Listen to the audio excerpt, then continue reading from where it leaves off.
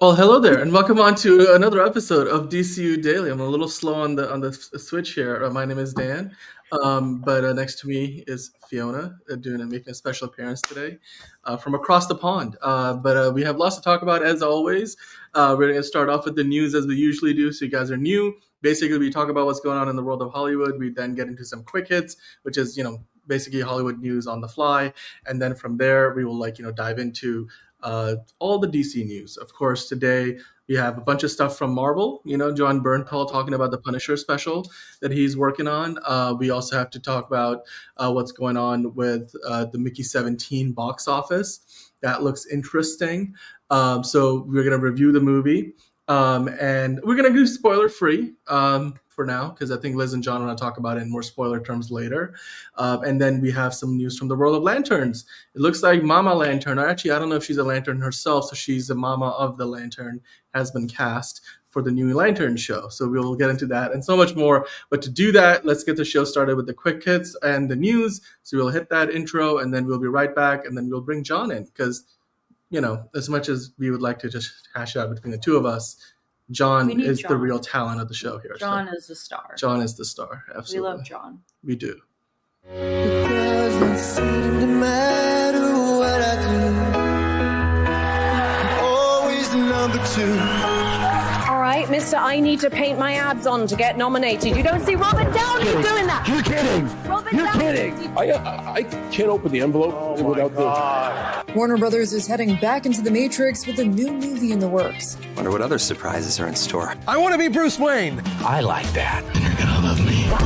There's the shot right there. That. Okay, we don't need to see chords. Right there.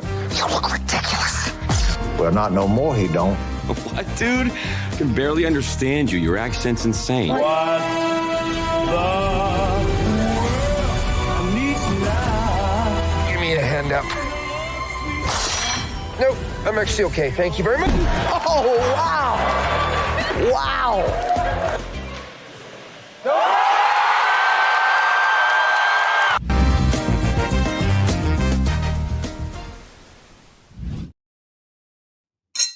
All right. Well, and that is Fiona, as I mentioned earlier. Hi, Lenny.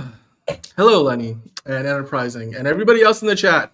And also, while we were talking about the news, hello, John. How are you doing today? You've also got some new digs. I do. My laptop is in the shop right now. So, weird noise. So I'm like, you know what? Let me actually take care of this thing instead of letting it go and then having my laptop become unusable after like 5 years, which is what happened to my other one. So I'm like, okay, let me take it in. So I'll play it safe and be like, all right, here. But my dad is being very nice and letting me use his computer for the time being. So you look like you're in like Papa a home office, helping me out.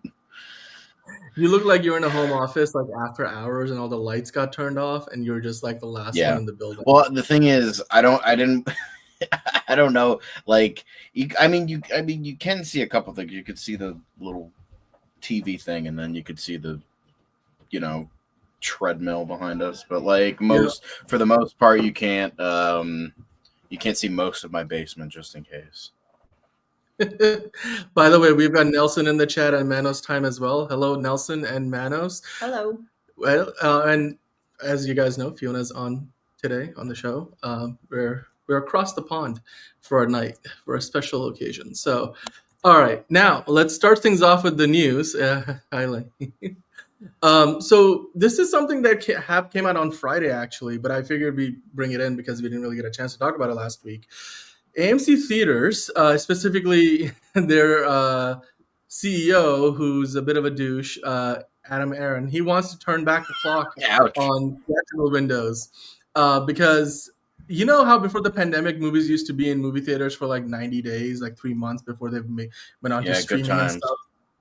And then nowadays it's like, boom. Like The Fall Guy last year was streaming like literally a week after it came out. And that's not even an exaggeration. It was literally a week because it bombed so hard. They were like, just put it on streaming straight away. The thing was, back in the day, you couldn't do that because studios weren't allowed to do that as part of their deals. So what seems to have changed, and this is something that here's the ironic part of this, right? So recently at the Oscars, Sean Baker was like, hey, distributors, please focus first and foremost on the theatrical release of your films. Let's get it back to the way it used to be, right? So we saw that at the Best Picture when he came up and gave that speech. Now, recently, Adam Aaron has been talking about, he had a business, a call for earnings at the end of last month, and he was talking about, hey, I hope we can introduce longer, windows, because I think the current industry experiment has failed. Now, most movies these days don't end up playing in movie theaters for 90 days, unless it's a movie that, Tom Cruise is a part of, or a movie like that is making so much money. Or Christopher Nolan. Yes, Christopher Nolan. He'd be like, give it a year, like just take your time. But you know what Adam Aaron didn't mention in that, like the idea that he wants to get back to longer windows, but he didn't mention that he is the man who first opened the floodgates for Hollywood to actually get shorter release windows in movie theaters. Because back in the pandemic, his company AMC signed a deal with Universal in 2020 to basically take that release window minimum down from 90 days to basically, a variable number, where it could be as few as like 17 days, 31 days, then there's all these tiers. And so the studios, depending on if the movies don't perform well, can all of a sudden have access and ability to put it on the streaming service a lot sooner. So I wanted to kind of bring this to you guys, because I think this is significant for the movie going culture. Like, we have a movie this week in theaters called Mickey 17 that they spend a good amount of money on, like 150 million plus, but it ain't making nearly as much money at the box office. Now, chances are that movie ends up on streaming in less than 3 months' time. And so my question would be, like, is that a problem, right? Like, I'll Fiona, since you were here, put a head on it. Okay, Lenny, you know what? You won't find you're gonna have to work hard to find me. It ain't easy. You got 24 hours because he's flying back to the States. Don't give away my It's like, this sounds like the start of a movie. You have 24 hours. Good luck. This is going to be taken, whatever, however many there are. Or like the beekeeper, or like. I'm not just the beekeeper. I'm the beekeeper too. Well, or he's the working man. I'm a working man. Okay, hold on a second. So I called your name fucking twice. Who the fuck are you? I'm the barista. So hold up. This guy, he basically said, like, yeah, we should have them come out sooner, and then he was like, JK, I played myself, let's run it back. Exactly. And he's the CEO of the world's biggest movie theater chain. AMC Theaters owns more screens than any other movie company, distribution company. We all make mistakes. Maybe he was just like, I don't know. What do you think, John? Wait, are we talking about Jason Statham or the AMC Theater thing? I got Jesus, you were talking about Jason Statham for a little bit, so I'm like, all right, sure. I don't know. As I said, I agree. Keep him in for 45 days. Keep him in for 90 days. Keep him in for a fucking year. Like, it's just ridiculous at this point. Because now theaters are already dying, and it doesn't fucking help that it's like, oh, well, I get Fall Guy. Okay, I'm going to see that 2 weeks after it fucking premieres because it's not doing well. So it's like, well, I'll just see it at home now because it's getting a fucking streaming date. So what's the point? So, try to bring them back as much as you can, at least. Yeah, because when you think about it, right, it's there's been this trend now when movies are coming up on streaming faster and faster. What you don't get to do is discover a movie that's been on playing for a while. It's been around for a while, and you just didn't go to see it until a few weeks later, and all of a sudden it has a resurgence. Now there is, in the instance of something like a Turning Red, which didn't do very well, and they put it on streaming, or like Disney has done this with a lot of their Pixar movies of late, where they'll throw a movie on streaming, and Disney Plus can all of a sudden launch a movie into the stars, even though it didn't do very well at the box office. But it's rare for that to happen. But I do, like, Fiona, do you remember back in the day where you might go to see a movie that's been out for a while and you've been meaning to go see it, but you didn't feel like you could just say, I'll just wait till it comes out on streaming. Yeah, of but course. like instead you went to the movie theater to see it, because I feel like that's what we're missing now, because people are almost being programmed you wait for it to come out on VHS tape at your local video store, and you'd go hit up a Blockbuster. That was what it was in my day. But I mean, I remember when the last Blockbuster in my area closed down. There was also Tommy K's. I remember when they were going out of business, and you could go clear them out for like $5 for like 3 VHS tapes or something. Dang. I collected stuff. I have stuff. Anyway, wow. I have Rush Hour on VHS and DVD, and then obviously on streaming. So, but anyway, I mean, this is obviously part of a trend where the man who pretty much opened the floodgates for the studios to take movies out of theaters sooner now wants to hit the undo button on his deal. Yeah, because it's screwing up his business. I just think like this is where he doesn't have any leverage. So this is now the ball is in the studio's court to like figure this out. And I just don't know. Ball's in your court, Estonia. Pretty much. Sorry, Fiona, I don't know if it's a reference to the Oscars. Because Latvia won their first Oscar, so then Conan, yes, there you go. I did see that. You did see that. Good, cool. All right. Well, on that note, balls in your court. The second time he came out and said it, I thought he was not going to say Estonia because he was gonna. There was something. Never mind. Because it was like the second time he came out and said it, it was after the Israeli documentary one. So I was like, Conan is not going to go there, is he? The ball's in your court, like. Mm-hmm. And he said Estonia, so I'm like, okay, cool. I was worried for like half a second, but anyway, John. So speaking of tapes, let's go. Just like a side note, you probably can't see them; they're behind my router. But we have a bunch of Disney VHS tapes on the top. Yeah, my fucking router is right there, but behind that, hold on, I can actually guess them. Brainchild. John is actually in the basement today. John, I'm actually in the basement today. Polar bears on your. Here's a couple of them. Boom. I got the clamshell and everything laid in the train. This takes me back. Wow. Got Beauty and the Beast. John's wearing some eclectic Christmas pants. Parent Trap. Well, it's my family's thing. Oh, and pajama pants? Or okay, never mind. My pajama pants. Right. Lenny's like, John, put some trousers on, boy. I am wearing trousers. Well, I think trousers in the U.S. are different. Oh, right. We're saying pants. Pants, but that means something else. Yeah. I am wearing. See, I'm wearing trousers. You don't want you to get hurt. No, I'm good.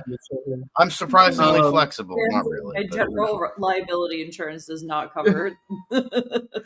So, I mean, anyway, this is a chaotic stream already. Yeah, totally. This is going about as well as I expected. Cheers! Yay! And cheers to you, Lenny. Cheers, Lenny. Good thing we don't advertise the location of our show, or where we're doing it from, because Lenny would be like knocking on the door before we got off the air. But hey, John, Bong Joon-ho's Mickey 17. It's open to what is being called a sluggish $19 million in the U.S. I will say is doing better abroad, especially in South Korea, where it's just. I think it got released a week early. That makes sense. It makes sense, but I'm like, it's making bank in South Korea, so that's fine. But like, what are your thoughts on the box office this weekend? I mean, did you see this coming? I know we talked about it last week. Like the projections weren't very high, but 19 is not very high compared to the budget of this movie, which is like 180 million, isn't it? Like it's pretty low. Like I think it was like what was it like 120 million dollars or something like that. Yes, it was somewhere between 150 to 180. I mean, what are your thoughts on? So again, is this something that surprises you that so few people went to see it? I mean, Fiona and I literally went to see it a couple of hours ago. I couldn't stay awake half. I was gonna say Dan took a nap through it. Not through it. Well, I woke up a lot. There was 118 million dollars. 118, like 118. Okay, that's not as bad. Okay, well, but then they also probably spent even like then it's like it should be better, and it's just one of those things where it's like it's showcasing medium ranged budgets don't make money anymore. It's either you need to pick $1 million to $10 million, or like $300 million in order to like maybe make, because usually the $300 million are like big IPs and shit like that. Like I would say like 200 to 300 around there, maybe like 180 to 300. See, I think this is the problem though, because again, it ties to the streaming, the whole, Adam, the streaming, when people are like just waiting for it to go on streaming, or they're just waiting for the next big movie. Because like, what is the next big movie that comes out? It's the Thunderbolts, right? That's Thunderbolts, probably. Yeah, so Thunderbolts is probably the next big one. Do you guys think? Let me ask you this question: given that it's made for 118 million, and it's started off to 19 million domestic in the U.S. and Canada, and then I think worldwide it's got like maybe like 75 or something like that when you add up the international totals. Do you think this movie will make its money back? Because at a budget of, let's say, about 120, it would need to make probably around 200 million, a little bit more, to break even, because like the theaters take a cut. Probably not. Yeah, it's probably not. Also, I think that technically, the next big movie would probably be the Snow White remake. I don't know if that's big, but it's a big, lavish Disney production, so that could be it. I would say so. Yeah, no, I think that's a significant, because this is definitely R-rated, right? That doesn't help matters. It came up with 15 for us here. Well, yeah, no, it's R-rated. It's rated R. It's definitely rated R, because there was blood and like goop and like all. Yeah, it's rated it was pretty violent. It's rated R. So, okay, now follow-up question to that. So if you don't think it's going to make its money back, let's say this movie loses money for Warner Brothers, do you still think it's a success, the fact that they gave Bong Joon-ho that much money to make the movie he wanted to make? And as far as rehabilitating the studio's reputation, because this is the same studio that put every movie on streaming during the pandemic, lost Christopher Nolan because of it. Denis Villeneuve is only stuck around because they had the Dune franchise and he wants to direct Dune. And Legendary went and said, you know what, we're not going to make money. I keep calling movies money. We're not going to make movies with you anymore. We're going to go sign a contract with Universal, all because of like their actions. And now they're trying to like be like, hey, we are the director-friendly studio once again, like they used to be. It was the house of Stanley Kubrick, Christopher Nolan. Like Warner Brothers has had great directors in the past. So do you feel like with Bong Joon-ho getting this opportunity, even if this movie doesn't necessarily make its money back, is it a success for the studio that they are the ones that Bong Joon-ho will go and make his next movie with, potentially? Like, I assume he's going to make more after this. So what do you think, John? I don't know. It's tough because Ke-Huy Quan was talking about this, how like even though he won an Oscar, he wasn't really getting a lot of stuff. And I think that's also true for directors. And I think that's going to be the case for Bong Joon-ho, especially now that this is probably going to be a bomb. So it sucks, but it's like I can imagine that he might go to like Netflix or Apple or something. I don't know if he has something in the pipeline. I know he wants to do an Alien musical, but it might inhibit some of his stuff later on, because obviously we'll see. But like I think this might inhibit some stuff he wants to do if he wants to do big budget stuff. Yeah, I mean I would like to see him do something. That would be great. I would say get rid of Andy Muschietti and get Bong Joon-ho to direct the Batman movie, because that would be fucking fantastic. Nice. I would mind seeing that. I think because the thing is about Bong Joon-ho, I've talked about this because when we were doing like a director casting, I think I had him as one of the names, because I feel like the way that Batman Brave and the Bold would be more like kooky and weird, and I feel like that fits. Like imagine his like weird kooky style like to like Batman's Rogue Gallery. Like none of the realistic crap that fucking Nolan and Reeves did. Fuck that shit. No, I want to see weird kooky villains. Like I want to see like in the cold open Batman fight fucking Quilt Man.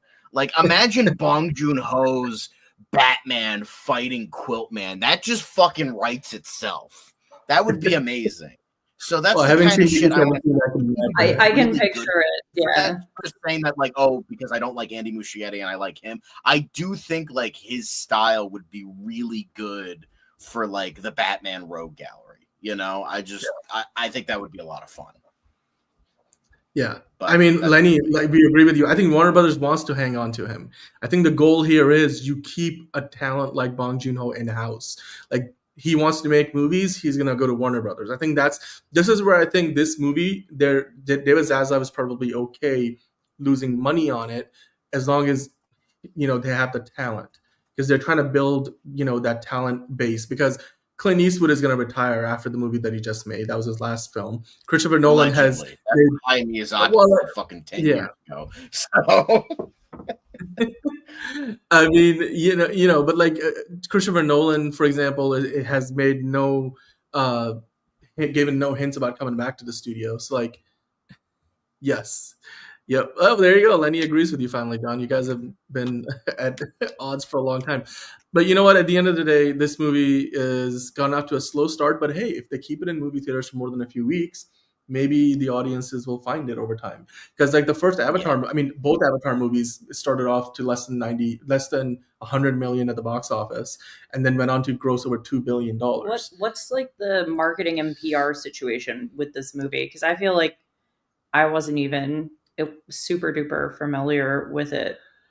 They've been marketing it, but the thing is, it feels like an indie movie. Like, remember, I think so. When we get to the review, I'll talk about this. It felt a little bit like you're watching a Wes Anderson film. Yeah, it feels niche. You know, very niche. So I think they've marketed it as that because at the end of the day, the movie, that's what it gives. It's not like a big budget studio picture.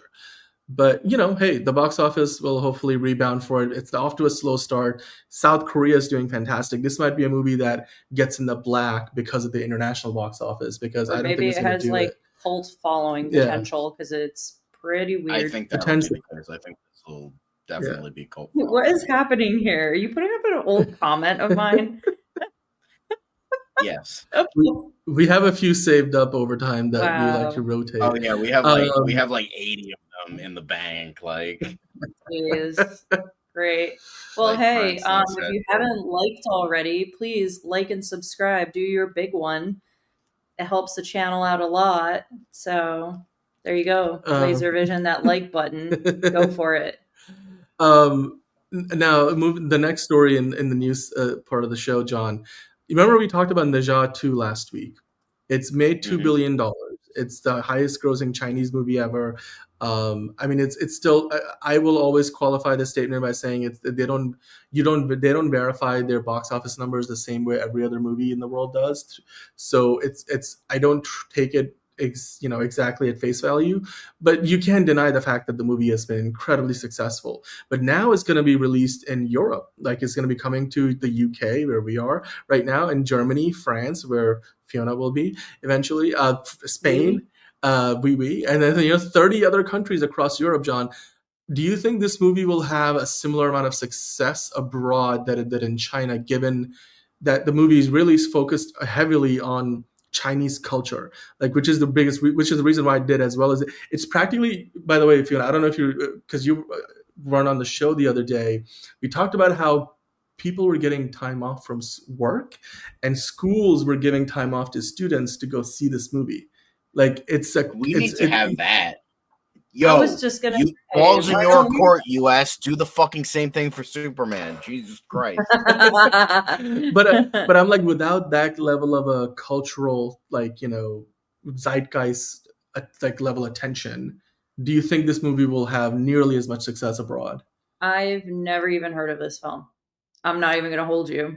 So I have no idea. I this is my first time hearing about this. And it's the sequel. So like, I'm like, a lot of people are going to be like, have you seen? Well, that's it. Yeah. Do people even know the first one here? John, are you familiar with it? Nope. I've never heard of Ja 1 or 2 until now. I think Caleb was the only one that saw it, and he was like, it's good. Like, Ne Zha 2. And he's like, I watched it and it was good. And, you know. I'll take his word for it. I don't know. Maybe I'll see it, but like.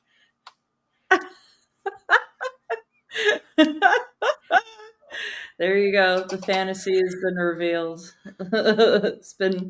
The mask is off. I do have an American accent. I feel a lot better that John Wick is not coming here to like take me out. All right. That would be quite. I mean, to be fair, he'll walk in, he'll see Zelda, and he'll be like, "You live for now," and then leave. Yes. Please. That would be really cute. That would be a cute meeting. But yeah, so Enterprising saying the first one you can actually see on YouTube. I mean, I don't know if it's one of those you get it with ads, so you don't have to pay for it. I'm looking it up now. I just don't know if this movie is going to do nearly as well abroad because again, it's so central to Chinese culture, which is why it made so much money there. And as a sequel. Yeah, it just doesn't have the same relevance abroad. So I mean, it's good that it's getting released abroad, but it's probably going to be, like an American movie that plays in China that makes a fraction of its money that it made elsewhere in China. Yeah. It's probably going to stay. Not like it needs us. Again, $2 billion already. And I looked up Najah is on made its money. YouTube. It's going to be fine. It's going to be fine. It's going to be fine. It's going to be fine. Exactly. So now, you know what else? Who else is going to be fine? I think James Cameron is going to be fine because he's already made like almost $5 billion off the 2 Avatar movies that have been released so far. But now the director has revealed that Avatar Fire and Ash, the 3rd movie in the franchise, which comes out in December this year, it's going to be longer than The Way of Water, John. The last movie was over 3 hours long as is. So this movie is only going to be, it's going to be 12 minutes. So the last one was 3 hours and 12 minutes. And he hasn't told us exactly how long, because I bet you they don't have a final cut yet.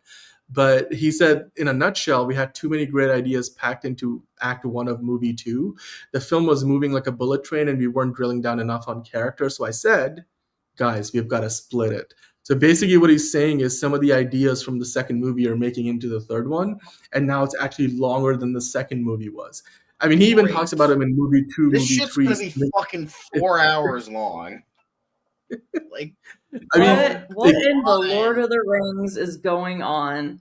Like, but don't compare this shit to fucking Lord of the Rings. That's a disrespect to J.R.R. Tolkien and Peter Jackson. Like, that's just don't even. I will compare it.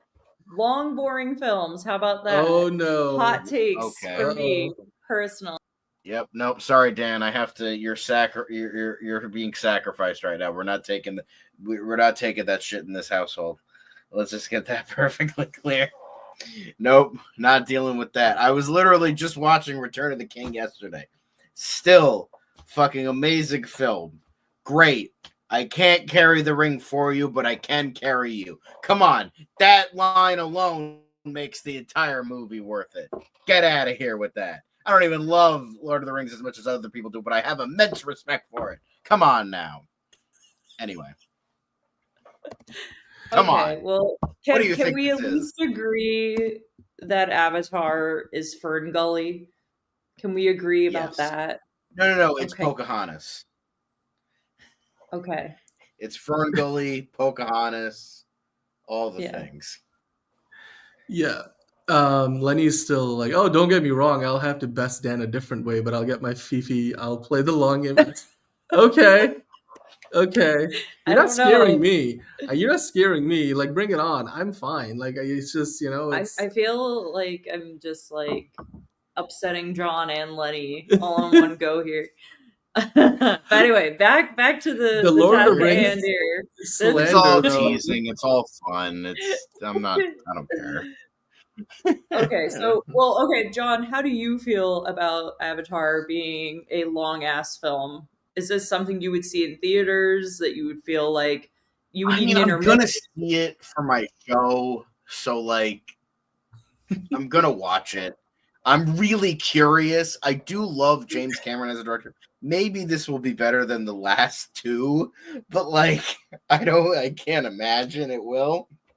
I just think like it's like, does he realize that like long movies doesn't automatically make them good? Does he realize that at this point? I don't think he cares because this guy he's calling them movie 2, movie 3. I think in his mind, this is all one big story, and he's just chopping them up and throwing them out in batches. And that's okay. Then that's when the Lord of the Rings comparison can work, because J.R.R. Tolkien did say that Fellowship, Two Towers, and Return of the King are 3 volumes of one story. So that comparison works. But in terms of movie form, Lord of the Rings is way fucking better than this shit. So there's that. I was just talking about from it being a long ass film, nothing else. They are long, but at least they have reason to be long.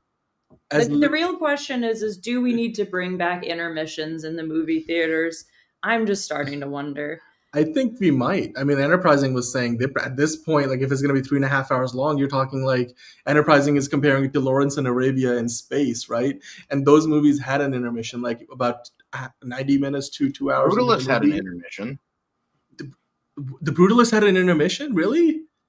Yeah, no, it did. It had an overture, not very long overture, but it had an intermission. It lasted like, I don't know, maybe like 5 minutes, not very long. It probably got cut down for... The reason why they won't do it is because it's long enough as is. They want to fit in as many screenings throughout the day as they can. If you add a 15-minute intermission, it pushes everything. Yeah, so like now you're probably losing one extra screening a day because you're doing 15-minute intermissions. I think with this movie, as long as this makes here's the thing. I think Disney will ask him to cut down the next movie if this third one makes significantly less than the last 2 did. Okay. But as long as it's making money, Disney is like, James, you do what you want to do. Like people forget that when they brought Terminator, he's gonna come in with a flamethrower in the Disney offices. He's like, brother, I literally made the highest grossing movie of all time, and then 20 years later, I fucking broke my own record. Get the fuck out of He's literally like the Daredevil meme. Like Kingpin is Avengers Endgame. He is Avatar. He's like, I fucking beat you. He's also, James Cameron has the highest grossing movie of all time. He has the 3rd highest grossing movie of all time, and he has the 4th highest grossing movie of all time. He's got 3 of the top 5. The only other 2 in the top 5 are Avengers Endgame and Avengers Infinity War. He wears the crown. So, like, Titanic had the record for the longest time. Now Titanic sits in 3rd or 4th, I believe. And then, like, the second Avatar movie comes in, I think, 3rd. And then the first Avatar movie is number 1 still. Endgame is number 2, and then Infinity War is number 5. Right. It's just insane. Like, this one director has 3 movies in the top 5. And combined between those 3 movies, they're over $6 billion. That's crazy. Like, no other director has the level of box office success. It's a true success story, because like I was watching a lot of videos on like his various movies, and this man got his car repossessed and he would survive on day old Big Macs. Like this dude was like in a hovel, poverty, and now is just like living the absolute fucking dream. So like he's committed to what he does. I mean, and he could do whatever the fuck he wants at this point. He's like, I'm James Cameron. I could literally do anything I want. Like, it's fine. True. Well, you know what, John? We can also literally do anything we want. And right now, we're gonna do quick hits. So this is good. This is oh my god, this is a fun time. Hit us with the tunes. I'm ready. Are we ready? Where's the quick hits music? There it is. Do it. Okay. So on today's edition of Quick Hits, we're going to start things off with Justin Lin. He's teaming up with Keanu Reeves for a gritty action movie called Berserker. John, are you excited for this? Matson Tomlin of the Batman 2, who's basically co-writing the Batman 2 with Matt Reeves, is writing the script for this movie. And it's an adaptation of a Boom Studios comic book. What do you think? I think this is great. Keanu Reeves has been trying to make this for, I want to say like 5, 6, 7, 8 years, maybe longer, maybe even a decade. So, yeah. I mean, Justin Lin directed like 2 or 3 Fast and Furious movies, so I feel like this is right up his alley. Like, He made the best recent Star Trek movie, so like props to Justin Lin. So like, yes, true. This will be fun. I can't wait for this. Star Trek. I'll watch anything with Fiona. Speaking of good movies, Michelle Monaghan, Adam Scott will now join Robert De Niro in the Netflix crime thriller The Whisper Man. This is again going to be, pretty much another big budget movie for Netflix, who recently had the reviews come out for The Electric State that was pretty bad. But what do you guys think about this? Michelle Monaghan, of course, very well known. Adam Scott in Severance these days. Robert De Niro. Would you watch it? Adam Scott's having a moment. He's having a moment. Yeah. I'd watch it. Yeah. What do you think, John? I don't know. I like De Niro.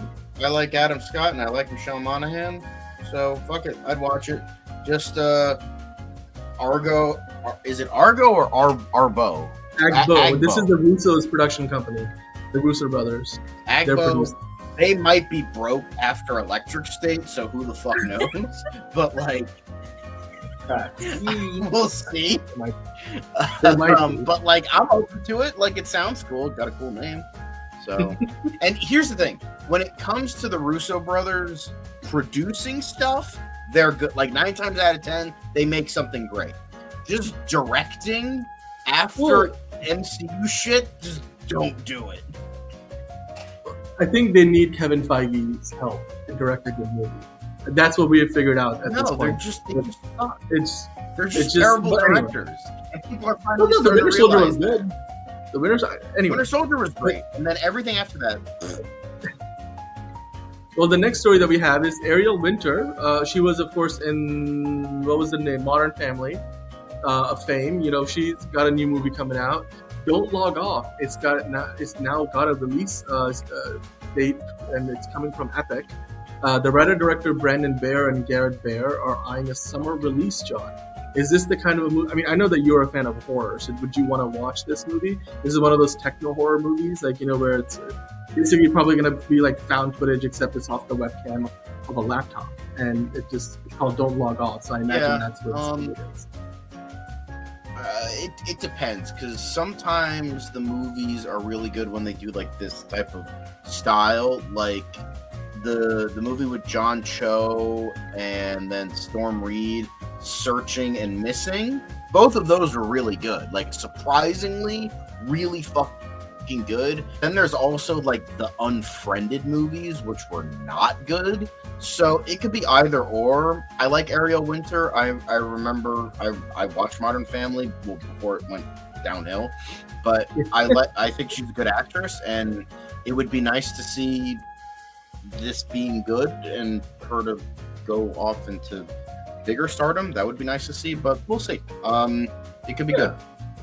She's done a few other projects that were meant to be like vehicles for her to take off as an actor, but she's never quite hit that high that she did in Modern Family. So hopefully this will work. I agreed that what was it, John Chu? You said the ones where John Cho. He's the direct. He's the dad who goes missing, right? Well, like in the first one, the daughter goes missing, and or is it the other way around? No, in the first one, he's the dad looking for the daughter who goes missing. Right. In the second one, which is in the same universe, but like not like a sequel, it's a different story. Reed's mother goes missing, and she has to find her. Okay. Yeah. I you know what? I enjoyed those because they were very clever with how they went about it. Because most movies try to avoid technology like that, where like texting is not visually interesting. But when you do a movie like that, you have to always have really twists and turns. Very good. Exactly.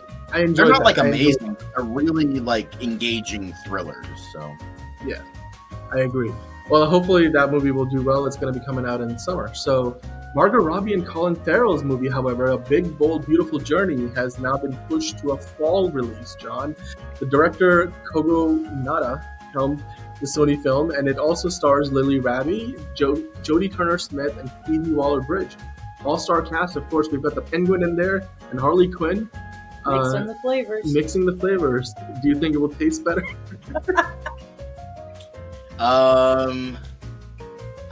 I didn't hear of this before. I don't really care. I mean, I'm not gonna watch this. I'm not a huge fan of Margot Robbie, and I don't like Phoebe Waller-Bridge after she fucking partly ruined Indiana Jones 5. So I don't really care. I'll just stick to the Batman Part 2 and Penguin Season 2 if that comes out. Are you interested at all? I've never heard of this, so I don't. What's it? Len is asking, who's Lily Rabe? No idea.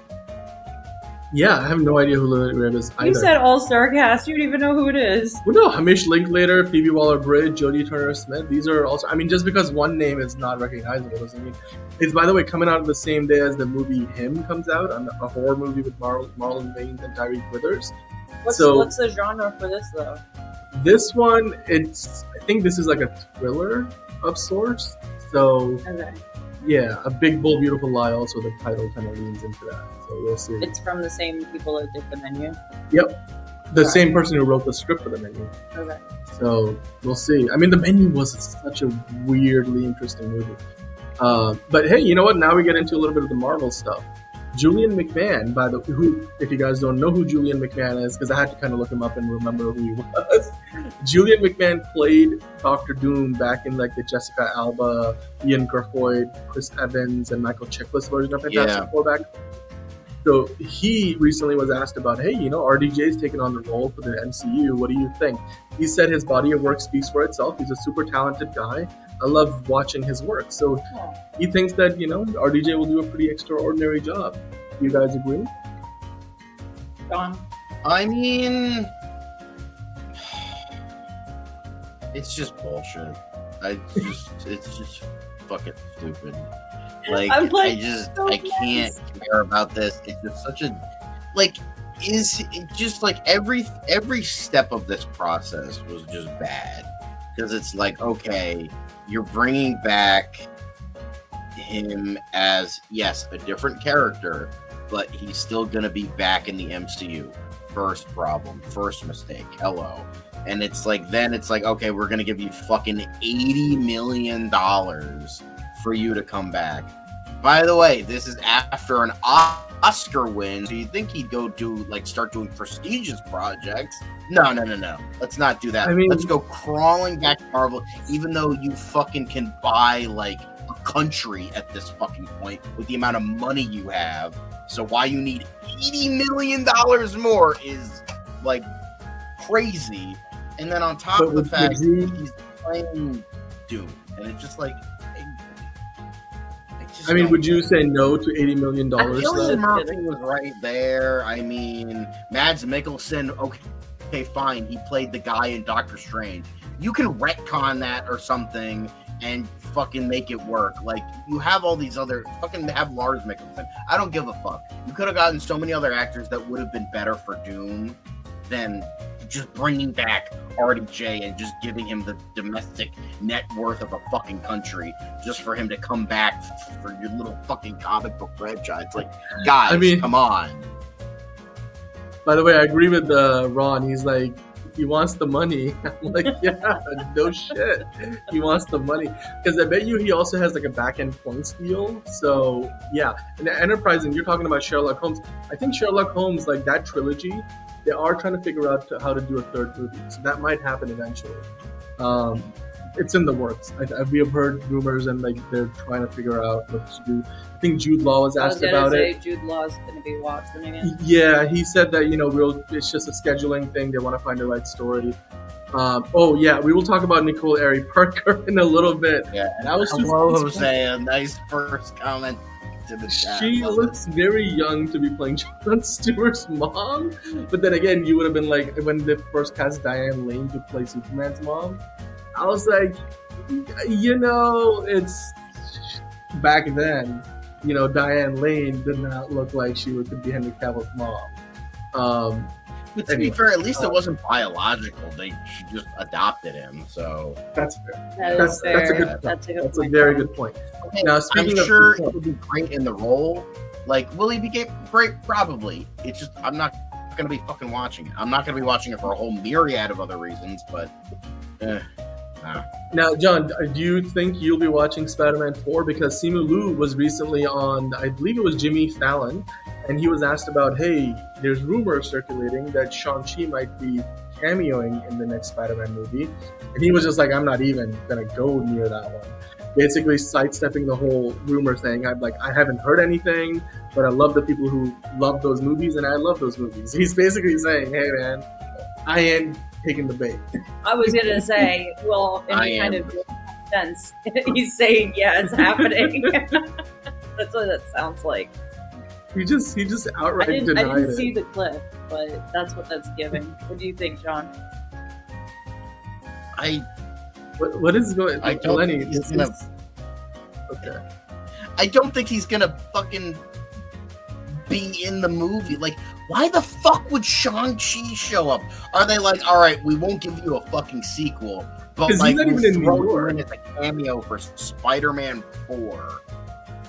Like, why? They're not why connected wouldn't he at just all. say no then? That's a good point. He's not saying no. He's like, I'm not. That's what I mean. That's He so didn't- to me. That's I feel giving like yes. you know what? You're right Or because is he's not just, is denying he it. right? He could have just been like, "Nah, it's just a rumor," but he didn't He do that. didn't say so- that at all. He just was like, you know what?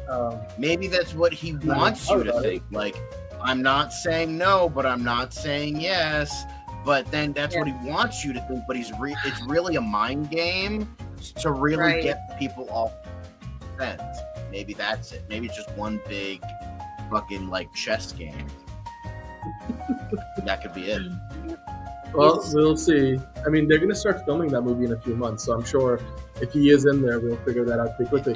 I mean, he's also probably already going to be. Why would Simu Liu play fucking Mr. Negative? He's already Shang-Chi. That makes no sense. Yeah, the What? chat's talking about. Yeah. It's, I Also, don't know. Ron, yeah, I I shaved my head. I wouldn't be surprised to see him because he's going to be in the next Avengers movie. So if he shows up in the Spider-Man movie, which I believe comes out between the next two Avengers films, it would kind of make sense. But you know what, John? We've talked about it in recent weeks. Hawkeye might be getting a second season. It's not confirmed yet. We know that they've at least been pitching ideas. And their recent pitch for a second season was sort of like a Die Hard-like adventure where they basically, trap the two Hawkeyes, Kate Bishop and Clint Barton, in some kind of a building, and then they have to fend off a bunch of assassins. Do you guys feel like that would be a good fit? To me, the pitch sounds nice because I'm like Die Hard with Hawkeye. I think. Here's the thing. This sounds way too good to be true, so I don't think it's real. First off, it's from Maybe Daniel during RPK. Christmas. I was just gonna say, if it has to be at Christmas. Well, the first one was also during Christmas, and I had fun with it. Exactly. I mean, Why and would if they they to bring prefer- Barton okay. Barton. Here, hold on. Let's break this shit down. The first season was already set at Christmas. Why would you do Christmas again? First off. Second, just doing Die Hard, that sounds awesome as fuck, but also really repetitive. Like, why would you just do Die Hard? Why not just try to do something inventive? And then bringing in Barney Barton, that sounds way too interesting. Like bringing up Clint's past even more so. So I don't. This sounds like an interesting idea. This sounds really fucking cool. Bringing in Barney, bringing in his past more, having it be Die Hard, cool, awesome, great stuff. But with that sounds too good for modern Marvel. So I don't think it's real. Yeah, you know what though? If it did happen, I would watch it because I'm down for because the first one was fun because it wasn't because people I think wanted more out of it than what that show ultimately was meant to be. It was just introducing a Kate Bishop, and for the most part, I mean, yeah, they had Kingpin in it, and people were like, "Why is he a Hawaiian shirt Kingpin?" But I don't know. I had fun with the first Hawkeye season. I'm one of the few people who would like to see it come back. I just don't know if there's enough of an appetite. This might just be a pitch that they made and then it's not gone anywhere, but it would be fun potentially if it did go in that direction. All right, so we're almost done with the quick hits here, but the next thing that we got to talk about is John Bernthal. He was recently talking about, the new Disney Plus special that he's going to be doing. He's going to be doing a special presentation focused on the Punisher character, and he's actually producing it. He's not just going to be starring in it, but he's going to help write it and produce it. Nice. So what he recently talked about, saying that I'm getting the opportunity to tell the story that I think the fans deserve. It's not going to be the Punisher light, I promise you that. So he's basically saying, we're not going to hold back the violence and the blood and the gore. Does this excite you more for this? Because for the longest time, we thought special presentations at Marvel were done. They weren't doing them anymore. Recently, they said we're bringing them back, and now it looks like the first one is going to be the Punisher. I mean, Fiona, do you think you'd be interested in checking that out whenever it comes out? Yeah. I mean, still, I will say I'll maybe check this out if John Bernthal is writing and producing it, because then there's hope that it might be good, unlike fucking They're Half Born Again. So like, that's something, because it's like he understands the character, he's writing it. It's not going to be like Punisher with super soakers that like everyone expects it to be. So that gives me a little bit more hope than whatever the fuck Daredevil Born Again was, with like fucking, you know, Daredevil tits and all that shit. So like, all that. You've got like another, what, like 6-7 episodes of that. So good luck with that suit and all. Hopefully they change that up. But you know what? That is the end of the quick hits, John. So we're gonna cut the music. Let's get rid of that fucking music. Yeah. There we go. Well, that brings us to the end of the news section of the show, as well as, you know, the quick hits. So let us know down in the comments below which of the news items, you know, are you the biggest fan of? Are you excited about the Punisher special at Disney Plus? Do you want to go see that Margot Robbie, Colin Farrell movie that comes out now in the fall instead of the summer months? There's also, of course, the news that the next Avatar movie is longer than the last one. The last one was already 3 hours, 12 minutes long. So there you go. It's going to be 3.5 hours long. Let us know in the comments what you thought about that. Of course, smack that like button if you haven't already. But now, John, before we get to the DCU Daily proper, we earlier mentioned, so Fiona and I went to see Mickey 17 just a few hours ago. I managed to stay awake through half of it, at least. It was, as it says down there, a weird experience. So I'll start with you, Fiona. Like, what did you think about Mickey 17? Yeah, it was very odd, and I think it can have appeal to a sci-fi base for sure. Like, I think people that are into sci-fi will be into it because it's like kind of kooky and different, I feel like, for that genre. But with that said, there were moments where like me and you were laughing at it because I think it's meant to be funny, but it's very, very dark humor. And there are a lot of other people in the theater were not laughing at some of it. That was so weird because like there's moments where I'm giggling and I was like, the theater was dead. It was quiet. Dead quiet. But and I mean, I think maybe that's just what I was going with. What's that? That's what I kind of was dealing with too a little bit.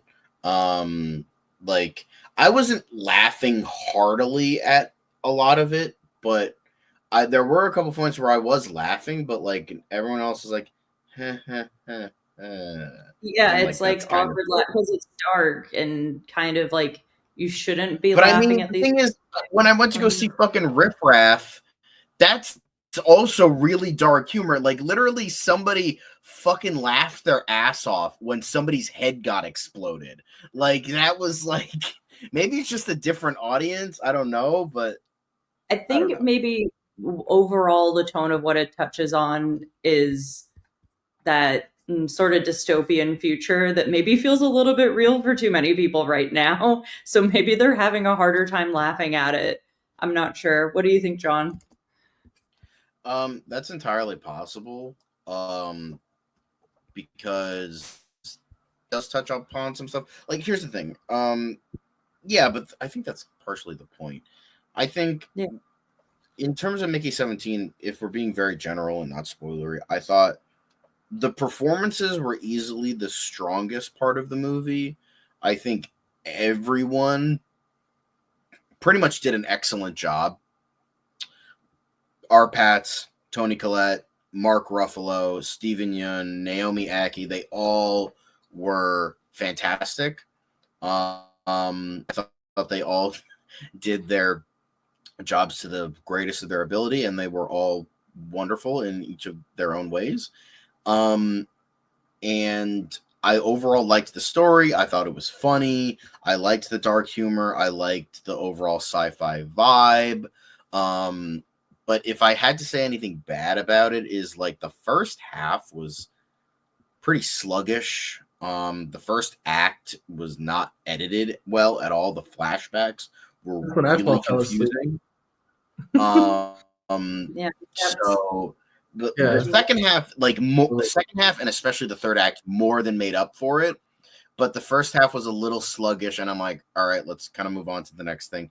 It felt like a 2.5 hour long movie when it wasn't that. But I wanted to see Mickey killed more. Like, we don't see him killed. Like, Alonso made the choice to kill the dude 10 more times on film, and we barely got to see any of them die.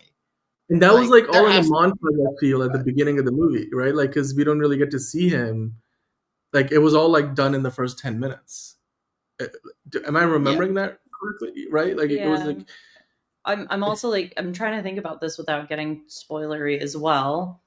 But I mean, I will say Mark Ruffalo's character, and he's talked about this, very much feels like it's modeled on a very specific person who's got all of our attention in the political sphere these days. And you know, as two Americans in the UK, we get asked questions about that person all the time. But you know, the other thing was there was like 2 points in the movie where they show like Mickey 18. So I'm like, the graphics that were coming up, that was a little confusing to me, because by the end I was also confused about the personality difference. How do you mean? I don't know if this counts as a spoiler. That's what I'm saying. You're saying Mickey 18. So that was in the trailer, actually. In the trailer. Okay, great. So the very first thing they put out, they were like, there was going to be Mickey. Okay, sorry. I did not remember the trailer. So, like, why were their personalities different? I feel like this wasn't really addressed. They're meant to be clones, right? Not explained as well. Oh, say again, John? I agree with Fiona. It was not because I'm willing to fucking bet it was explained in the book way better, but either it was cut out or they just didn't have time to fucking explain it because they had to move on to the next thing. But they should have explained it better. Now, here's the thing in regards to that. The vibe I got is, and I think what they were going for was the printer, even though it has the same person with the same memories, your DNA comes off a little bit different each time.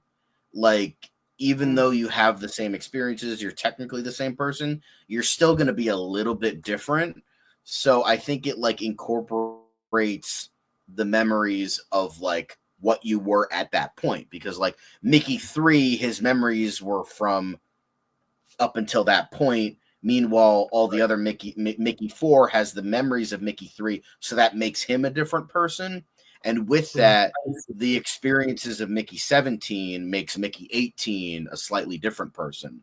So that's why he's like, but it's like there was still two, like they were like one was way more like aggressive and more prone to violence than the other one.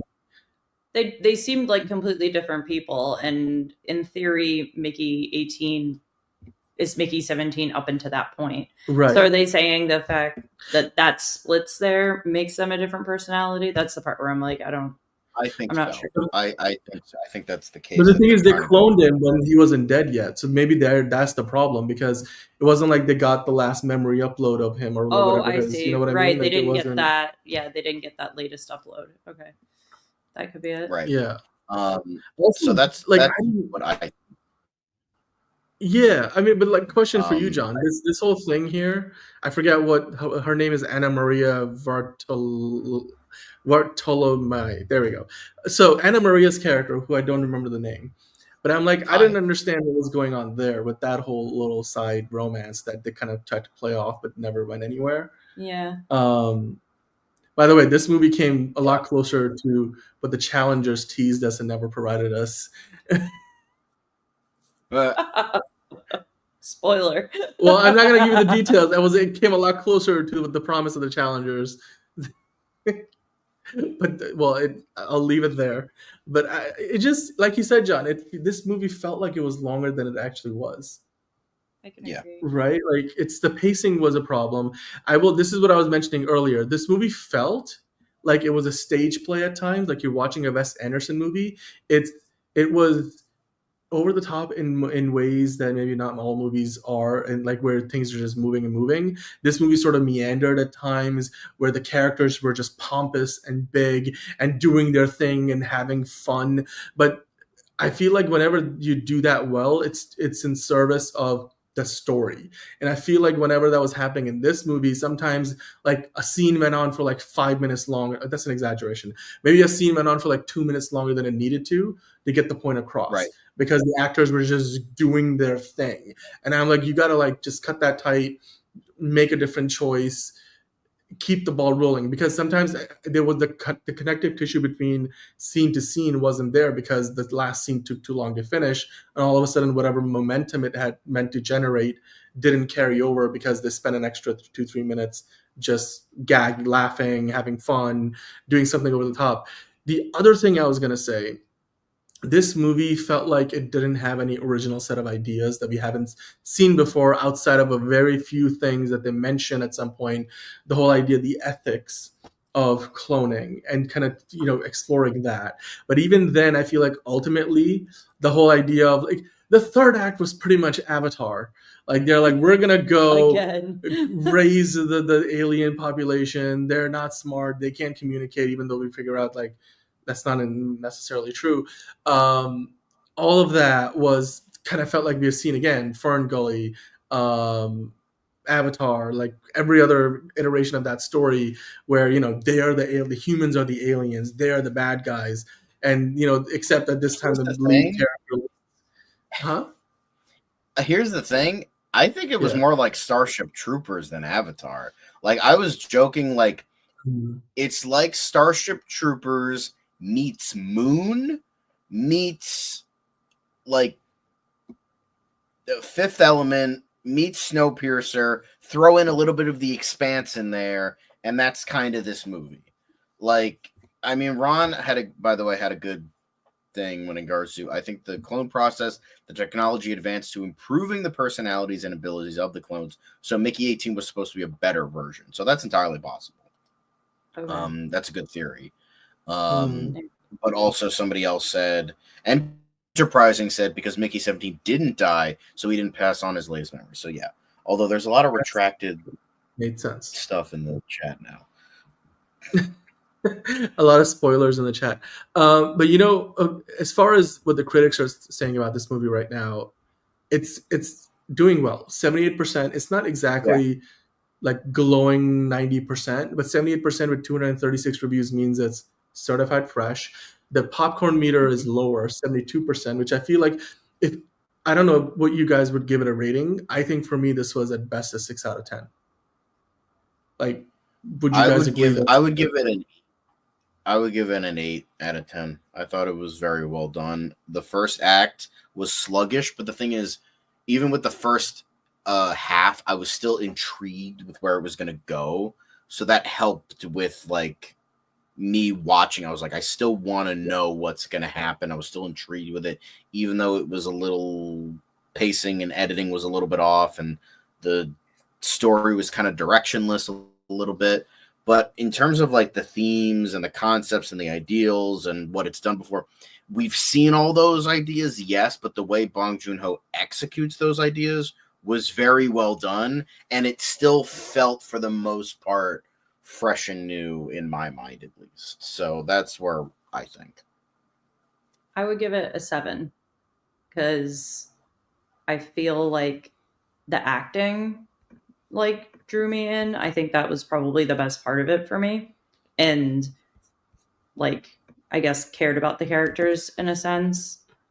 Even when the story was meandering a little bit, I was like, okay, I'm invested in like what happens to Mickey now. Like he made that character very likable. So I would give it a 7. I would say check it out. I would probably not watch it again.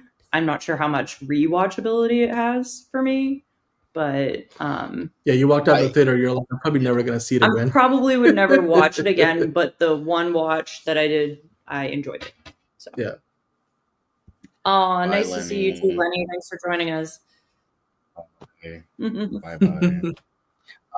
Well, we're not going anywhere, but Lenny, have a good rest of your night. It's funny because like after I watch this, I'm like, I feel like I need to see it again because in order to like really appreciate it more, that I need to really like see what even more so what he was going for. So I don't know. I feel like I was gonna rewatch it yesterday, but I just didn't have time. So I might rewatch it sometime this week. Would you rewatch it again? Antonio said he's gonna wait to see it on Max, and I'm like, having seen it in a movie theater, I'm not convinced enough to go see it in a movie theater again. I probably would like to just maybe go see it on Max, or just wait till it comes out on Max. Like I don't have to go anywhere. Like I'll just wait for it to be on streaming because I don't know if this is a movie that will drive me to a movie theater again. You know, it's a big decision, and a lot of time, like we sat there and watched trailers for half an hour, right? So like and the movie is already a couple hours. So I'm like, to me, the math just doesn't work out. I didn't like it enough to go see it for a second time in a movie theater. That to me is the biggest thing. I would probably just wait until it comes out on streaming, then I'll watch it again. And I know that's as someone that likes sci-fi, though, would you recommend it to people that like sci-fi? I really love hard sci-fi, you know, that's like really goes deep into those ideas. And I think in some ways this does tackle it, but it also has very much, I keep talking about Wes Anderson because it very much felt like I said before, it's like almost like a stage play at times. And it felt like a very niche movie. As a fan of sci-fi, I would say this is an above average movie, but it's nothing that's super groundbreaking. And for those people who are looking for the kind of sci-fi that I'm looking for, I don't know if this is it necessarily. Okay. It can scratch your itch, but like that might be because you want to watch something on Netflix that night, so you put this on.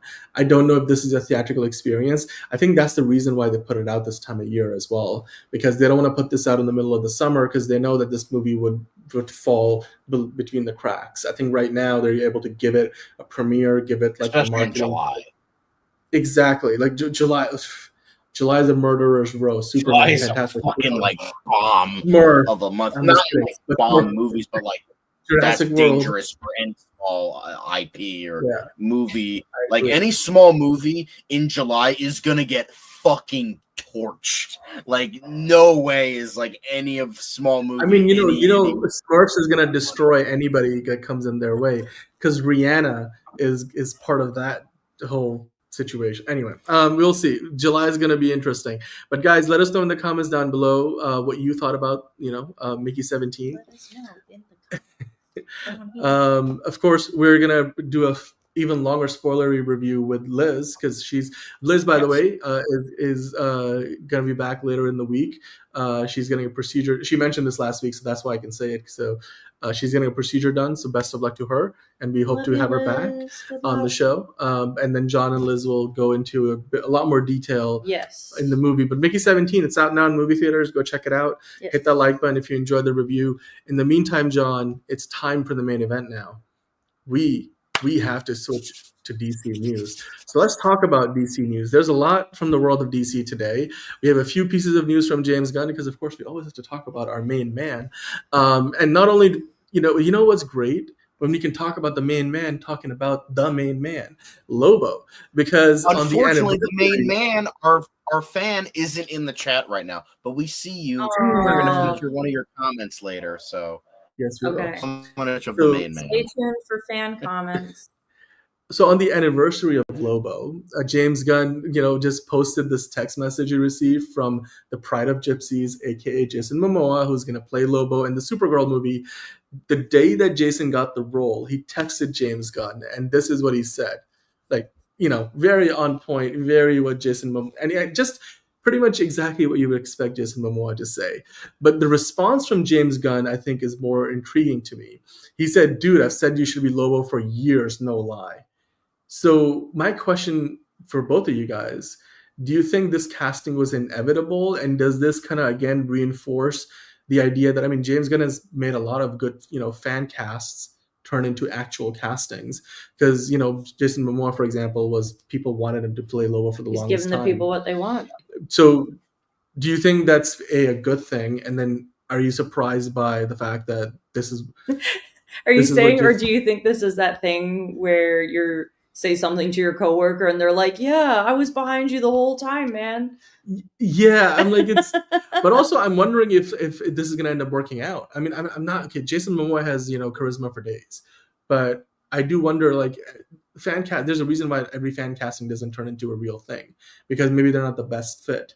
So, or should we be worried potentially that this is the pattern that's going to continue to go on? Like Aaron Pierre was a great fan casting that turned into the real deal. We're going to talk about that in a minute. So David Cornsweet. I do wonder. Who? David Cornsweet. He was considered for Superman. He was a fan casting for years. Here's the thing. Yeah. Here's the thing. Yes, fan castings can be dumb. Cough, cough. Alan Rickson as Batman. Cough, cough.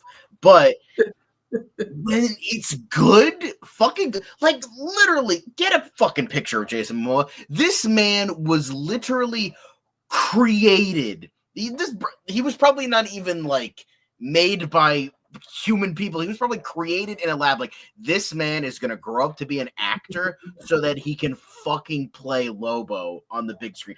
It's just insane with his personality, his look, his everything. This dude was born to play Lobo. Like, I can't imagine anyone else as perfect for a role as Jason Momoa as Lobo. And everyone has said it for years. So that's when he was cast as Aquaman, I'm like, okay, sure, but like, Lobo is right there. And don't get me wrong, I liked him as Aquaman. He was barely the character, but he was good. He was good as a different interpretation. But Lobo, like, come on, like, you look at him and he's him. Like, I can't really explain that better. Like, he's just him. It's just him. Like, is he playing himself? Yeah, sure. I don't give a fuck. He's too perfect. It's fine. So, well, at this point, yeah, who else would do it? Like, who else would even be able to? I can't imagine anybody else in the role. Right. I'm sure. Like, the only other person I can maybe see is like Carl Urban, but like, even then, there's better roles for him than. I was gonna say Carl Urban, and yeah, I can see him in the role, but Jason Momoa is too perfect. It's fair. Well, you know what? It is the anniversary of the character, and James Gunn, of course, has always given us a little bit of insight into the behind the scenes of casting for the new DCU. Of course, James Gunn also today wished Eddie Gattegi a happy birthday. Aww. Because Mr. Terrific, celebrated his birthday today, and of course he's going to be part of Superman, and we have seen in the trailers we're getting a very comic accurate Mr. Terrific. He's also an actor. You watch For All Mankind. I watch For All Mankind. You've seen him in there. He's like the billionaire, like he's like basically the Elon Musk, except without all the craziness in that show. He's pretty crazy in that show. He is in the show, but like not okay. We're not not gonna go there. Okay. But I still need to watch it. Okay. Just get on it. It's so good, John. Here's the trouble. I think my dad and mainly my dad, but my mom as well, but both of my parents, mainly my dad, because he likes alternate universe stuff, to get them to watch it. But it's like really hard to get them to watch stuff because, one, they can only like watch things at like a specific time of day, and two, they're watching like a trillion fucking that's not an exaggerate. Like, I can like, they're telling me shows I've never fucking heard of. Like, my dad is watching like 20 of them. My mom and the both of them watch like 30 shows together. Like, and that's not an exaggeration. They watch it. I want to say at least 25 to 30 shows. It's insane how much television they watch. It's crazy. So it's like I gotta fit it into their schedule of the fucking TV shows. And it's like very bingeable too, but anyway. I mean, Eddie Gattegi, do you think he can parlay this role in the Superman movie into a solo movie for himself as Mr. Terrific? I mean, as talented as an actor he is, would you like to see him lead a big movie as a superhero? Because in the comics, Mr. Terrific has his own team, the Terrifics. Right. I mean, as far as him as an actor, I wouldn't mind seeing it, but do people care about that storyline enough? That's a good. I mean, John, do you think people care enough about the Terrifics to potentially do its own movie? The problem with the Terrifics, they're way too fucking new. they're less than a decade old. They were introduced in, I think, 2018. So there's not as much of a there's a lot of it's cultural, a very niche fan base. People like them. I read the Terrifics comic and it was very good. It's because the Terrifics in the comics was Mr. Terrific, Plastic Man, Phantom Girl, who is a Legion of Superheroes member, but she got transported back in time and she had trouble with her powers and it was a whole thing. And Metamorpho. Now, 2 of those guys are in this movie. That's what we've been kind of theorizing. So maybe okay. And introduce Plastic Man. Phantom Girl is hard because it's would they introduce her or would they get another character in there? So who knows? Also, Fantastic Four comes out this year, so it's kind of hard to maybe do Phantom Girl because Invisible Woman and Phantom Girl share a lot of So they're gonna get accused of you're copying Marvel, I guess maybe they'll just have to see what the reception is to this character, because maybe if it just blows people out the water, then they'll have something to work with. I think so. I mean, but you know what? Eddie Kategi celebrating his birthday in a year that he probably happy birthday parlays his biggest role into bigger, better things. So happy birthday, Eddie. And speaking of anniversaries and birthdays, it was also the anniversary of the engineer character from The Authority in the comics, created by Warren Ellis and Brian Hitch. And James Gunn celebrated the anniversary by sharing a photo of Maria Gabriela de Faria, who's playing the engineer in the new movie. This is from the Cleveland Guardian Stadium in Cleveland, where they shot the sequence where Superman fights the masked person. We don't know who he is, as well as the engineer at one point. I think Mr. Terrific is there as well. John, what did you think about this new photo that we got? Does this tell us that maybe the fight does not end so well for the engineer, or is this just a behind-the-scenes photo to throw us off the scent? I don't know. Is she wearing contacts? That's what I'm looking. Is her eyes closed or is she wearing contacts? Her eyes look kind of weird. She's wearing those are contacts. Yeah, those are those look like orange, yellow. Yeah. They look like contacts. They look kind of like an orgy. Yeah, that's very interesting. I'll leave it at that. Is that not what it's in the comics? Well, the thing is, she's kind of, so in the comics, I don't know a lot about the Authority. I literally just started researching for the show, so I know very little. But from what I know of the character, she's kind of like the T-1000, where she kind of looks like she has nanomachines where she can use her where she can use to makeshift weapons and stuff like that. And she's usually covered from head to toe in these nanomachines, and she kind of looks like she has metal skin. So that's kind of what she is. They've given her a more practical look in the movie. But I do wonder if we're going to get more do that for so long without wasting a shit ton of money. That makes sense. Right. I mean, it could also be, we talked about, this might be not the engineer at the peak of her powers. This might be the proto-engineer. She evolves into that version of the character as time goes on. But I mean, we've seen behind-the-scenes videos where literally they have him on wires and she's fighting Superman. Or she was fighting Mr. Terrific, and then that masked dude is fighting Superman, who's in the trailer. He's trying to spear Superman and he's holding him back, but they're getting dragged on the grass. So yeah, I mean, well, you know what? The anniversary of the engineer, it's a birthday of Eddie Kategi, and it's the anniversary of Lobo. It's an eventful day in the world of DC. And guess what, John? It's also eventful in the world of DC today, because we got the announcement that Jon Stewart's mama is gonna be in, not baby mama, but just Jon Stewart's mom, Martha. No, I'm just kidding. Nicole Ari Parker. Why did you say that name? Well, I don't actually know what the character's name is in the comic. Do we know what Jon Stewart's mom in the comics is, what name she goes by? It literally says right there, Bernadette. Jon Stewart's mother, Bernadette.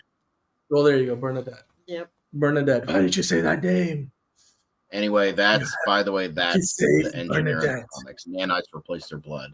She's also a technical. So, okay. Yeah. Well, all right, John, we got to talk about this. Technology. So anyway, I have a question for you guys.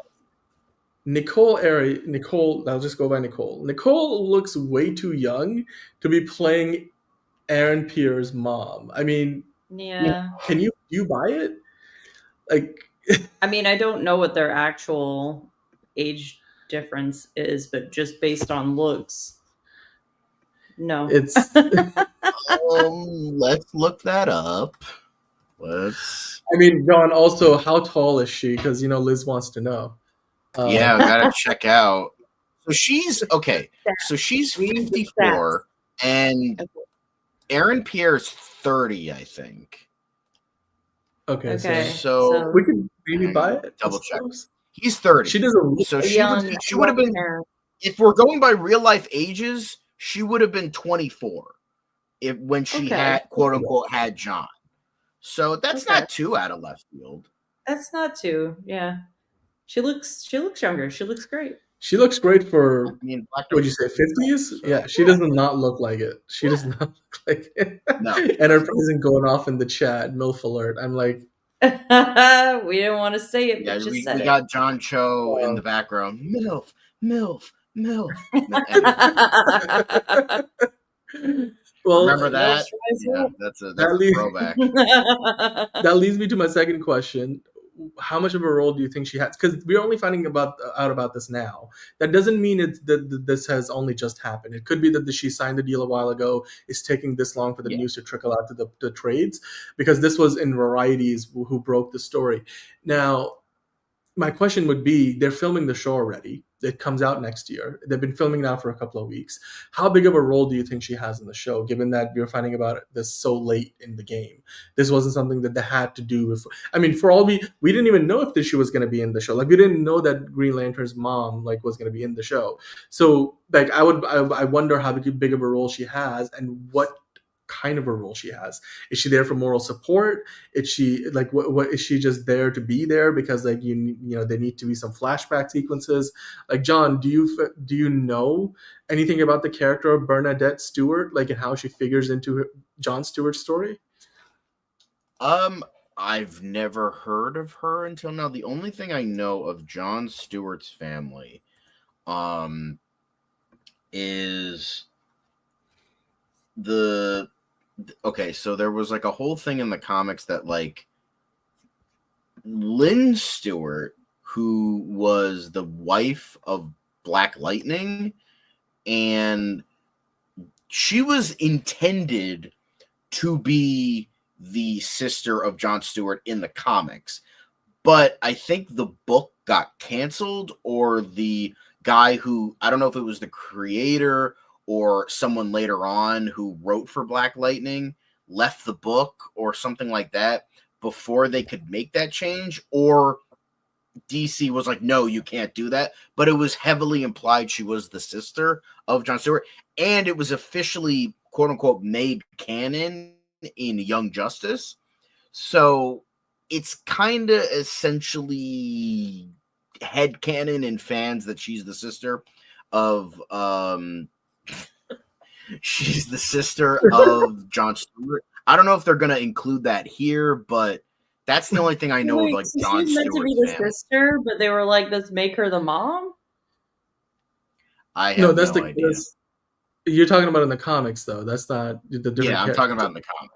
They're probably not going in that direction here, but I mean, look, I think ultimately, I don't know how big. I can't imagine this will be a big role, right? You're bringing her in this late in the process. Sometimes, because she might not even be in most of the episodes. They just needed to put in some background fill. Yeah, I mean, but she's a decent actress. She's not somebody who you would bring in for a leading role necessarily, at least not in the show of, the high profile that this is. But the fact that they're bringing her in, I wonder how she figures into the story, if it's just for flashbacks, if she's around, and if she's a big part of John's life. And then, because clearly in this show it feels like Jon Stewart is more of the trainee, and Chandler's Hal Jordan is the one who's the veteran coming back to kind of train him up. There's obviously a murder mystery, so yeah, it would be interesting to see how exactly she ties into it. She doesn't get murdered, does she? It's not as far as we know. I think it's also okay. So I looked it up. In the comics, his mother is Shirley Stewart, but next to nothing is known about her. She was only revealed in the comics 11 years ago, at least in the 2011 New 52 timeline / Rebirth timeline. So I don't know. Maybe this has something to do with more of the original timeline. I don't know, but maybe because I've never seen she wasn't featured in any of the animated stuff. Like Jon Stewart is almost you never see his family most of the time. So it'd be interesting. I mean, I guess it helps ground the character more because you're not going to have a situation where he's just like a solo dude who's just doing his thing. When by giving Jon Stewart a bit of family, that's another way you can relate to him because he becomes a little bit more like us. Sure. So I am happy about that. And of course, we do love family on the show. I don't have friends. I got family.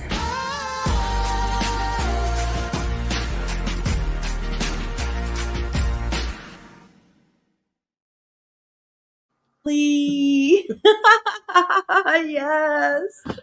But I mean, it's going to be interesting because Ron, this is the first time you've been hit with this on the show. Oh, I'm so happy it happened. You popped that cherry. But anyway, family. Don't say it. The boogeyman will return. Okay. Got it.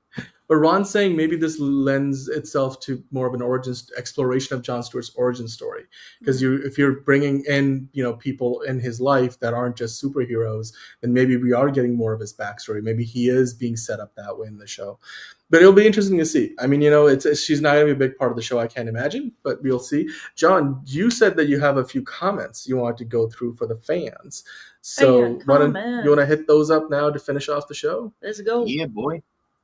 Let's go. They're not a lot. I couldn't find many, but let's talk about them anyway. This was from This Works because we were just talking about it earlier, which I didn't see until after I got the comment, so it's kind of weird how that turns out.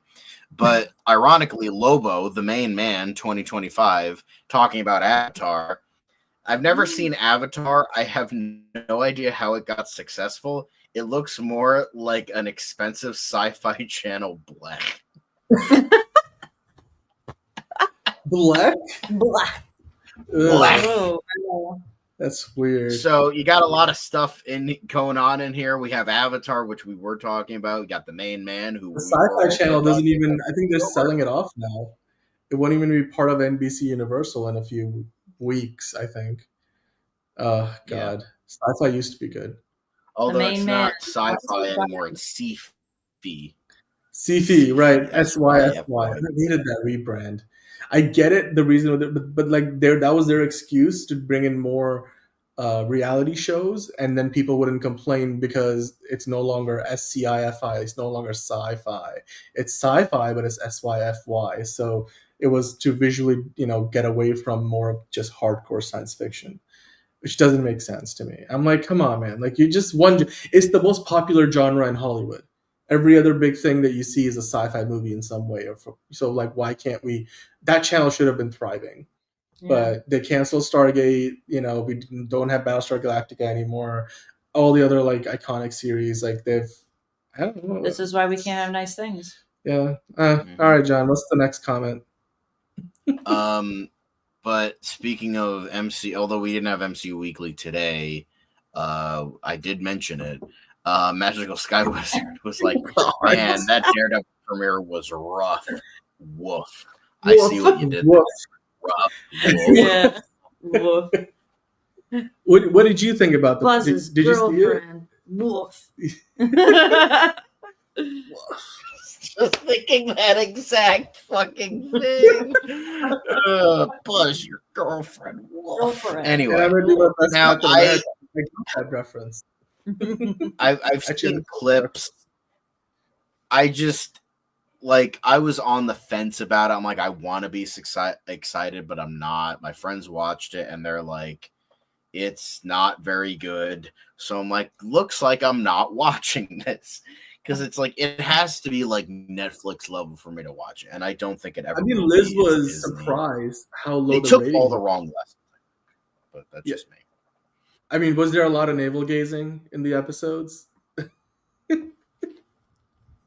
exactly what they said they wouldn't have, a lot of navel gazing. But you know what? There wasn't a lot of navel gazing at the beginning because somebody significant dies right off the top. Oh. And is it Daredevil? Just kidding. that would be very interesting if that's the route they went. And then the whole season takes place in flashback.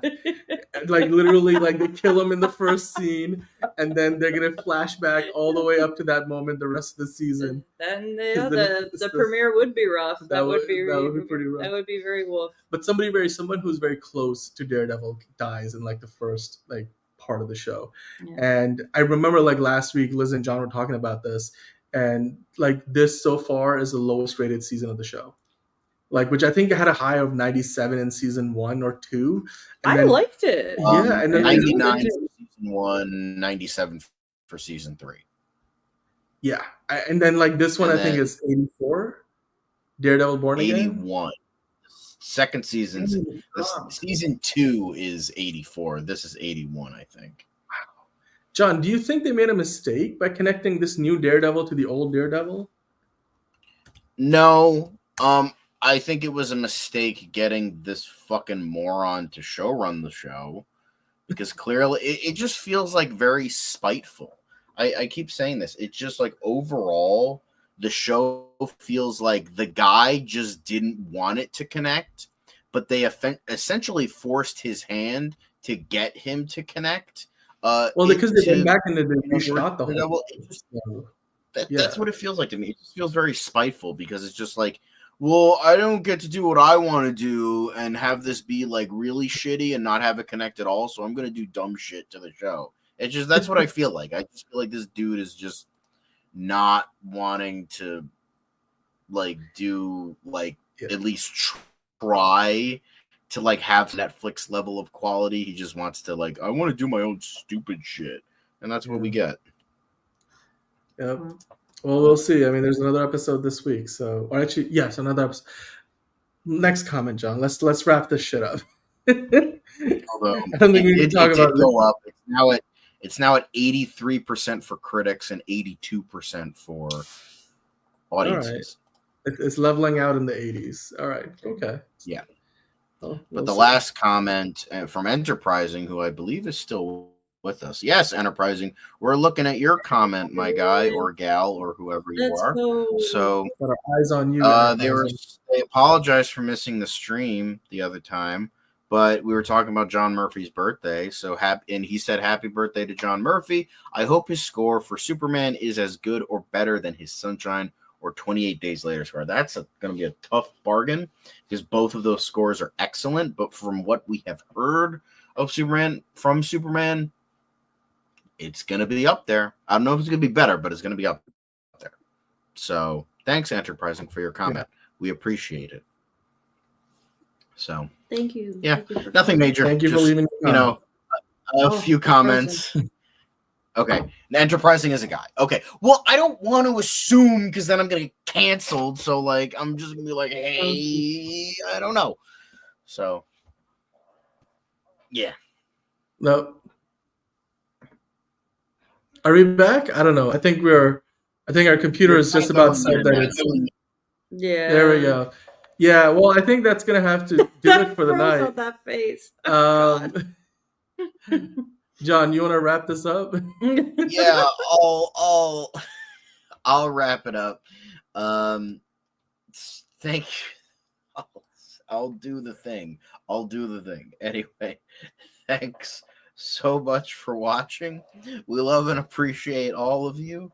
Let's just try to quickly Enterprising Ron, Man of Steel Magnolia is coming in at the last second.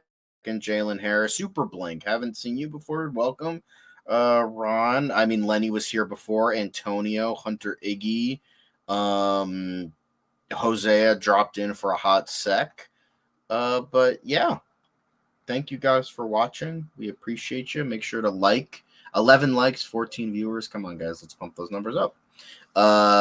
Comment either here or afterwards. We'll try to feature you on the